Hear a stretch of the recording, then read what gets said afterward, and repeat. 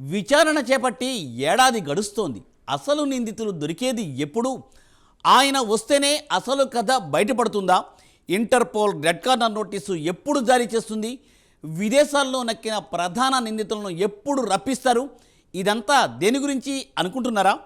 తెలంగాణలో సంచలనంగా మారిన ఫోన్ ట్యాపింగ్ కేసు సంబంధించిన కథ ఇది.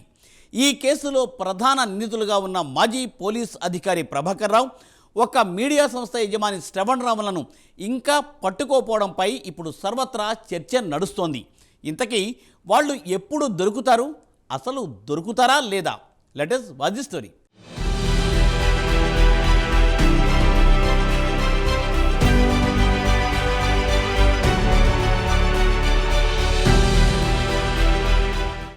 విదేశాల్లో ఉన్న ఫోన్ ట్యాపింగ్ కేసు ప్రధాన నిందితులు Prabhakar Rao, Shravan రావులపై red corner notice జారీ చేయడానికి ఆలస్యం ఎందుకవుతోందని సర్వత్రా చర్చ జరుగుతోంది.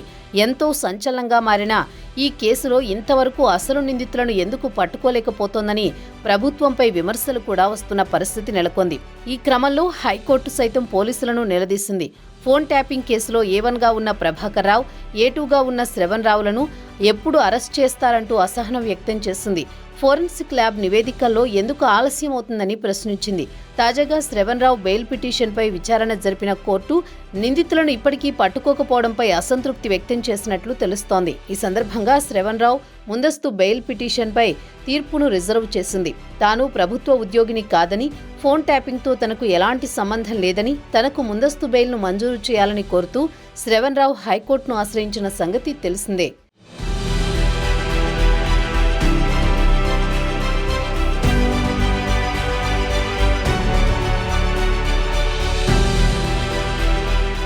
శ్రవణ్ రావు బెయిల్ పిటిషన్పై హైకోర్టు విచారణ చేపట్టింది. శ్రవణ్ రావు తరపు న్యాయవాది వాదనలను వినిపిస్తూ జర్నలిస్ట్ అయిన తన క్లయింట్ వృత్తి ధర్మంలో భాగంగా ప్రపంచంలో ఎక్కడికైనా వెళ్తారని, ఎవరితోనైనా మాట్లాడతారని పేర్కొన్నారు. ఈ క్రమంలోనే స్పెషల్ ఇంటెలిజెన్స్ బ్రాంచ్కి వెళ్లారని వివరించారు. ఫోన్ ట్యాపింగ్ కేసులో పోలీసులు పెట్టిన సెక్షన్లలో తన క్లయింట్కి ఏదీ వర్తించదని, ఆయన ప్రభుత్వ ఉద్యోగి కాదని వాదించారు. మరోవైపు ఫోన్ ట్యాపింగ్ కేసు నమోదైన వెంటనే విదేశాలకు ఎందుకు వెళ్లారనే ప్రశ్నకు సమాధానమిస్తూ, నా క్లయింట్ తరచూ ప్రయాణాలు చేస్తుంటారు, అంతే తప్ప ఈ కేసు ఉన్నందుకే విదేశాలకు వెళ్లలేదు అని వివరణ ఇచ్చారు. ఈ క్రమంలోనే ఇంటర్పోల్ రెడ్ కార్నర్ నోటీస్ ఇవ్వడంలో ఎందుకు జాప్యం జరుగుతోందని న్యాయమూర్తి పోలీసులను ప్రశ్నించారు. దీనికి సమాధానంగా రెడ్ కార్నర్ నోటీస్ విషయంలో సిబిఐ ఇప్పటికే ఇంటర్పోల్కు విజ్ఞప్తి చేసిందని పబ్లిక్ ప్రాసిక్యూటర్ వివరించారు. ప్రభాకర్ రావు, శ్రవణ్ రావు అరెస్టుకు చర్యలు తీసుకుంటున్నట్లు చెప్పారు. ఇప్పటికే మొదటి ఛార్జిషీట్ దాఖలు చేశామని, తదుపరి దర్యాప్తు కోసం దిగువ కోర్టు అనుమతి తీసుకున్నట్లు గుర్తు చేశారు.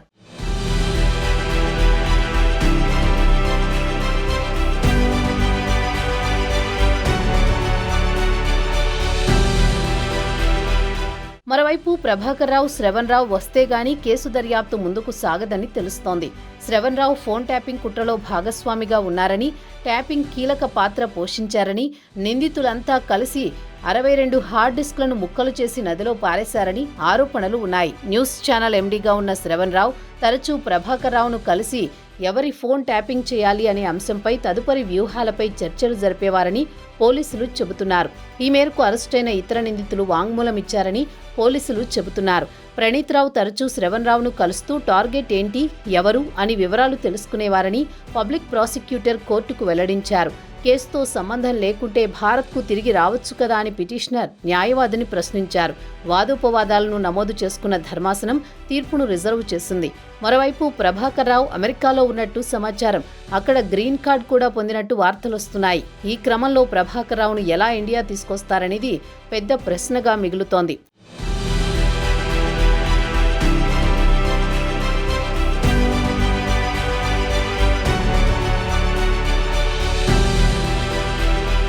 తెలంగాణలో కాంగ్రెస్ ప్రభుత్వం అధికారం చేపట్టిన తర్వాత ఫోన్ ట్యాపింగ్ కేసు సంచలనంగా మారిన సంగతి తెలిసిందే.